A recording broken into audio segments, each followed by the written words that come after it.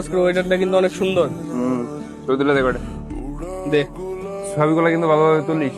আচ্ছা ঠিক আছে, ভালোভাবে দাঁড়া। বন্ধু, তোর মা কল দিছে। মোহন ধরতে হবো না তোর। এ বন্ধু, তোর মা তো আবার কল দিতেছে।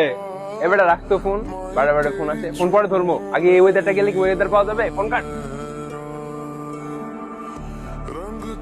বন্ধু, তোর গার্লফ্রেন্ড কল দিছে।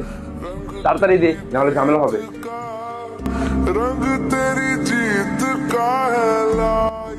উফ, শান্তি পেলাম। কথা বলা শেষ হচ্ছে।